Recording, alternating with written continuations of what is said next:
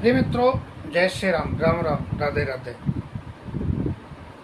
मैं पंडित बलवंत कुमार मिश्रा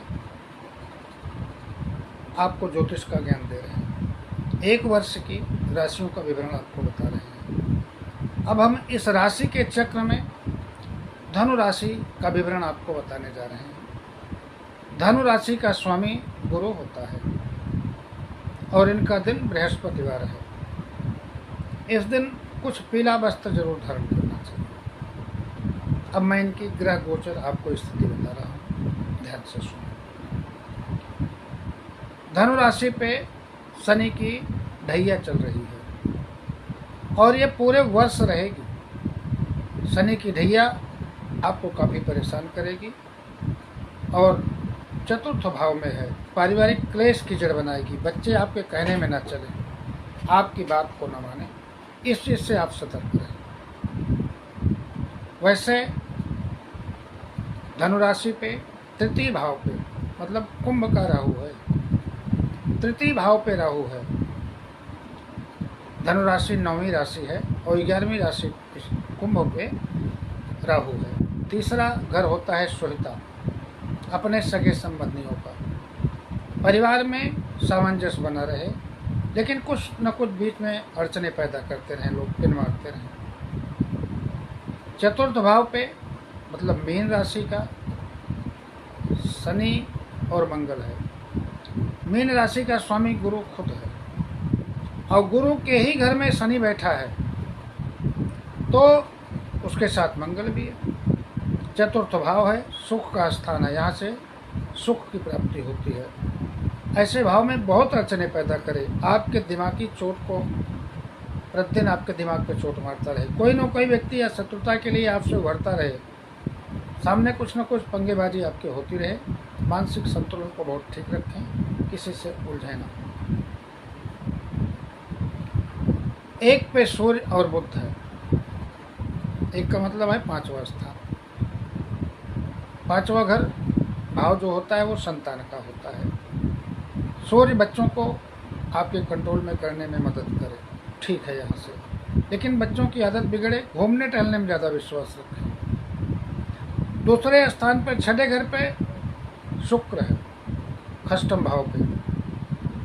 खष्टम भाव शत्रु का होता है और शुक्र गृहस्थी के सुख का मालिक होता है, तो कोई घर में बीमार ना हो जाए, इससे सतर्क रहें। तीसरा खाली, चौथा खाली और पांचवें घर पे, पांचवें स्थान पे सिंह राशि का केतु है। सिंह राशि का केतु 7वां स्थान बनता है।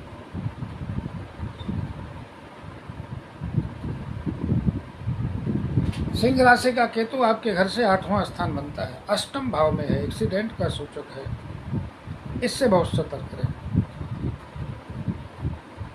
1 जून को गुरु हट जाएगा। तृतीय भाव में है गुरु, अभी आपके मिथुन राशि का है, कर्क में जाएगा। जब गुरु कर्क में जाएगा तो अपने घर पे उसकी स्वदृष्टि पड़ेगी। कुछ बिगड़े काम बनेंगे, लाभ का जरिया खुलेगा, लेकिन शनि की ढैया होने से क्लेश बढ़ता रहेगा। और शनि स्व दृष्टि पड़ने के बाद भी सप्तम भाव में केतु, घर में सप्तम भाव पत्नी का होता है, बीमारी का सूचक है।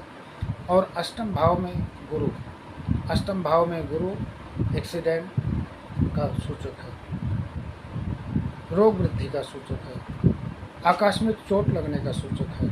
इससे आप पूरा वर्ष सतर्क रहेंगे, क्योंकि 1 जून को गुरु सप्तम भाव से अष्टम भाव में जाएगा। आपके अष्टम भाव में जाने से रोग वृद्धि, एक्सीडेंट का सूचक होगा। 1 वर्ष पूरा संचार करेगा, इससे आप बिल्कुल सतर्क रहें। गुरु का स्थान सीना और सीना से ऊपर का भाग होता है आँख, नाक, कान, दांत, सिर, blood pressure, sugar, heart, BP, त्वचा रोग, चर्म रोग का मालिक गुरु होता है। जब गुरु नीच का हो जाता है तो बीमारियां पैदा होती हैं। आप अपने आप को बिल्कुल स्वस्थ रखिए। शनि की ढैया होने के कारण और प्रबल रहेगा। स्वागृही होने के बाद, स्वागृही दृष्टि होने के बाद भी वो पुण्य नहीं देगा, आपको परेशान करेगा। इससे आप थोड़ा सतर्क रहें, लेकिन इससे घबराने की ज़रूरत नहीं है। मैं आपको इसका उपचार बताता हूँ, आप उस उपचार को करें, आपका प्रभु निश्चित फायदा करेगा। आप ईश्वर पे विश्वास करें, ईश्वर 100% आपके स्वास्थ्य का, आपके भविष्य का शुभदायक शुभचिंतक होता है।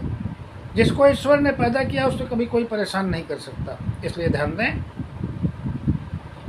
वर्ष आरंभ से लेके अब से लेके पूरे वर्ष तक बृहस्पतिवार का व्रत रखें।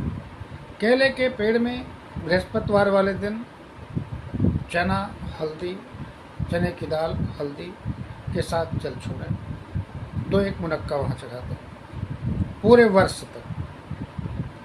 और बेसन का लड्डू प्रसाद बांटें या बंदर को खिलाएं। ये पहला उपचार है।